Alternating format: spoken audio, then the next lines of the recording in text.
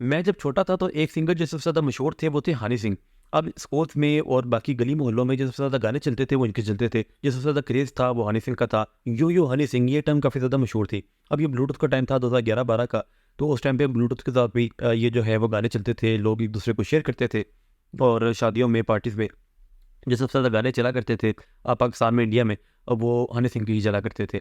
फिर अचानक से वो जो लाइमलाइट थी जो कि हनी सिंह के ऊपर थी और हनी सिंह की बातें होती थी, उन्हीं का नाम लिया जाता था, उन्हीं के इंटरव्यूज़ आते थे, उन्हीं का एक क्रेज़ था, वो अचानक से कम होता चला गया और मंज़र आम से गायब होते गए हनी सिंह। फिर कुछ अर्सा पहले हनी सिंह दोबारा से वापस आए और उन्होंने म्यूज़िक इंडस्ट्री में दोबारा से गाने रिलीज़ करना शुरू किए, मुख्तलिफ़ एल्बम्स रिलीज़ करना शुरू की। और उनकी जो इंटरव्यूज़ थे, उनसे पता ये चला कि वो बाइपोलर डिसऑर्डर का शिकार थे। फिर उन्होंने साथ ये भी बताया कि मैं अल्कोहल का या मुख्तलिफ़ इस तरह के नशों का जो खुश्क नशे हैं उनका इस्तेमाल करता था और उसकी वजह से मुझे bipolar disorder with psychotic symptoms हुआ। अब ये बीमारी क्या है इसके बारे में भी हम बात करेंगे। तो उन्होंने कहा कि मुझे 7 डॉक्टर्स जो हैं पूरी दुनिया के, उनकी टीम ने मिलकर मेरा इलाज किया और शुरू में जो थी सिचुएशन काफ़ी ज़्यादा ख़राब थी। मेरा अपने ऊपर कोई कंट्रोल नहीं था। मैं फ़िल्म की शूटिंग कर रहा था तो उसी शूटिंग को छोड़ के आ गया। मुझे मेरी फैमिली ने कहा कि हमारा नुकसान हो जाएगा, लोग केसेस कर देंगे, सू कर देंगे, कि ये जो है वो काम दरमियान में प्रोजेक्ट छोड़ के आ गया है। तो उन्होंने कहा मुझे कुछ परवाह नहीं है इस चीज़ की, मैं जो हूँ बिल्कुल भी ठीक नहीं हूँ। और साइकोटिक सिम्पटम्स आते थे और इन्होंने कहा कि मैं जब वॉशरूम में भी जाता था तो दरवाज़ा खोल के जाता था। तो इस तरह की सिचुएशन का सामना इनको करना पड़ा। मुझे खुशी इस बात की हुई कि हनी सिंह ने आके ये शेयर किया कि मुझे इस तरह के मसाइल का सामना था। अक्सर लोग क्या करते हैं कि वो शेयर ही नहीं करते इस तरह की बात को। और ये भी हो सकता था कि इस केस में भी हनी सिंह ये कहते थे कि ये कहते कि मेरा दिल नहीं कर रहा था बस म्यूज़िक बनाने का, तो मैं मुख्तलिफ इस तरह के और कामों में थोड़ा इंडल्ज हो गया। मैं कोई प्रॉपर्टी का काम कर रहा था या मैं इस तरह का काम कर रहा था, इस वजह से मैंने अपनी प्रोफेशन के ऊपर तवज्जो नहीं दी। तो इस तरह की भी बात हो सकती थी। लेकिन हनी सिंह ने आकर ये बताया कि मुझे बाइपोलर डिसऑर्डर था, साइकोटिक सिम्पटम्स था, क्यों हुआ, कैसे हुआ, उसमें होता क्या है, और उसके बाद फिर उन्होंने मेंटल हेल्थ के ऊपर भी मुख्तलिफ जो है वो काम किए। तो अब ये बाइपोलर डिसऑर्डर, यानी कि मुझे इस वजह से हैरानी नहीं हुई हनी सिंह के ये इस केस को सुन के कि उनको बाइपोलर डिसऑर्डर था या फिर वो उनमें इस तरह के साइकोटिक सिम्पटम्स देखने को मिले, क्योंकि उसके पीछे कुछ वजूहात है कि एक तो ज़्यादातर जो कामयाब लोग होते हैं उनमें बाइपोलैरिटी के सिम्पटम्स मौजूद होते हैं। क्योंकि अगर बाइपोलर में हम बाइपोलर जो कि दो पोल्स है, एक डिप्रेशन की पोल है और एक मेनिया या हाइपोमेनिया ये पोल है। हाइपोमेनिया मेनिया दोनों में सिम्टम्स सेम ही है, इंटेंसिटी का फ़र्क होता है, ड्यूरेशन का फ़र्क होता है, बाकी सिम्टम्स जो है वो सेम ही होते हैं।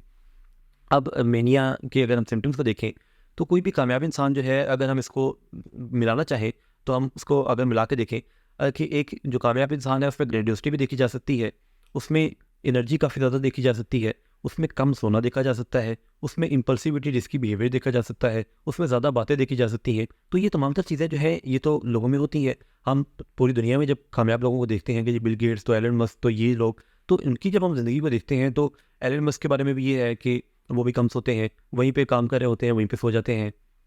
फिर उसके बाद रातों को जागना वहाँ पे भी देखा जाता है, एनर्जी काफ़ी ज़्यादा वहाँ पे भी देखी जाती है, ग्रैंडियोसिटी मैंने दुनिया को चेंज कर देना है वहाँ पे भी देखा जाता है। मैं जो हूँ वो स्टारलिंक या फिर ये गाड़ी बनाई है या फिर ये काम किया है और मैं जो हूँ ये काम कर रहा हूँ। तो ये चीज़ें सिम्पटम्स वहाँ पे भी देखे जा रहे हैं। और इम्पल्सिविटी, रिस्की बिहेवियर, ट्विटर खरीद लेना, ये काम कर लेना, तो जितने भी कामयाब लोग होंगे उनमें ये कहीं न कहीं सिम्पटम्स सिमिलर होंगे, सेम होंगे। और यही चीज़ एक इंसान को कहीं न कहीं जो है वो कामयाबी की तरफ भी देखी जाती है। कि जब इस तरह की चीज़ें होंगी जिसमें एक इंसान जो है वो बड़े ख्वाब देखेगा, तो उन्हीं लोगों के चांसेस ज़्यादा होंगे जो कि फिर कामयाब होंगे। बट इस वक़्त उनके जो कि बहुत छोटे ख्वाब देखते हैं, या फिर वो काम नहीं करते या उनमें एनर्जी उस तरह की नहीं होती। तो ज़्यादातर देखा जाता है कि जिन लोगों में ज़्यादा एनर्जी होती है, ज़्यादा काम कर रहे होते हैं, वही फिर फ़ेम के ऊपर भी आते हैं, वही फिर कामयाब भी होते हैं, वो फिर उस तरह से पैसा भी कमाते हैं। तो ये तो है जिसमें बाइपोलैरिटी में ज़्यादातर ये देखा जाता है कि इस तरह के लोग होते हैं। फिर बाइपोलर भी ये ज़रूरी नहीं है कि हर शख्स जो है वो अ, उसमें बाइपोलैरिटी के सिम्पटम्स हों तो वो डिसऑर्डर ही हो। क्योंकि डिसऑर्डर के लिए ज़रूरी है कि एक इंसान की ज़िंदगी मुतासिर हो और उसके लिए ज़रूरी है कि एक इंसान का अपना या फिर उसकी फैमिली को लग रहा हो कि मामला ख़राब है। तो अगर इस तरह का कुछ भी नहीं है और तमाम तर चीज़ें सही चल रही हैं, नींद सही है, बाकी चीज़ें ठीक है, काम अच्छा चल रहा है, काम में फ़ायदा हो रहा है, कोई नुकसान नहीं हो रहा, रिस्की बिहेवियर की वजह से कोई इस तरह से नहीं हुआ कि ये अचानक से काफ़ी ज़्यादा नुकसान हो गया हो और एक इंसान जो है वो फुटपाथ पे आ गया हो। तो इस तरह की चीज़ें नहीं है।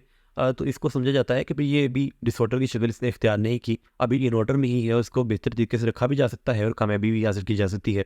अब हनी सिंह के केस में साथ एडिक्शन भी थी, तो इस वजह से साइकोटिक सिम्पटम्स का आना भी जो है वो काफ़ी नेचुरल सी चीज़ है। साइकोटिक सिम्पटम्स में क्या होता है कि जब एक इंसान साइकोसिस में जाता है तो जो रियलिटी के साथ उसका डिस्कनेक्शन है वो हो जाता है। यानी रियलिटी क्या है कि मैं इस वक्त बैठा हुआ हूँ, तो मैं इस वक्त वीडियो बना रहा हूँ, इस वक्त कोई यहाँ पे नहीं है, मुझे कोई इस तरह का ख्याल नहीं आ रहा। लेकिन एक इंसान जब साइकोसिस में होता है तो उसको ये लगेगा कि मैं इस वक्त यहाँ पे बैठा हुआ हूँ, तो मेरे राइट या लेफ्ट पे कोई इंसान दूसरा भी बैठा हुआ है, तो उससे मेरी बातें भी चल रही हैं, या फिर मुझे कहीं से आवाज़ आ रही है, या फिर रिलीजियस में एक इंसान को है इस तरह के बिलीफ आ सकते हैं कि लोग मेरे बारे में बातें कर रहे हैं, मेरे कत्ल की साजिशें हो रही हैं, मेरी बीवी जो है मुझ पर चीट कर रही है, उसका किसी के साथ अफेयर चल रहा है, या मुख्तलिफ इस तरह के डिलीजन्स, मुख्तलिफ इस तरह की हेलुसिनेशंस जिनका रियलिटी के साथ कोई ताल्लुक नहीं है। तो ये हो सकता है डिलीजन में। और यही चीज़ जो डिलीजन्स में, हेलुसिनेशन में, साइकोसिस में जो चीज़ देखने को मिलती है, यही साइकोटिक सिम्टम्स और बाकी जो बाइपोलैरिटी के सिम्टम्स थे वो देखे जा रहे थे हनी सिंह में। तो ये बेसिकली चीज़ है जिसमें बाइपोलर में एक इंसान डिप्रेशन और मेनिया, डिप्रेशन के सिम्टम्स 9 सिम्टम्स हैं, जिनमें से 5 सिम्टम्स एक इंसान में होने चाहिए कम से कम 2 हफ्ते के लिए।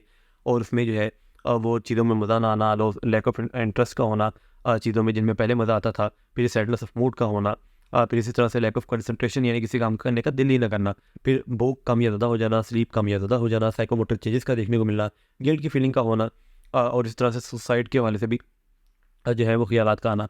तो बाइपोलर डिसऑर्डर में सुसाइड की भी रेशो काफ़ी ज़्यादा एक इंसान में बढ़ जाती है। और ये भी देखा जाता है कि ज़्यादातर लोग जो सुसाइड करते हैं तो उसमें एक काफ़ी जो बड़ी तादाद है, वो देखा जाता है कि किसी न किसी इस तरह के मूड डिसऑर्डर का जो है वो शिकार होते हैं। तो अगर आपको इस तरह की वीडियोज़ पसंद आती हैं तो अपने फैमिली मेम्बर्स के साथ, अपने फ्रेंड्स के साथ इसको शेयर कीजिएगा। बहुत शुक्रिया।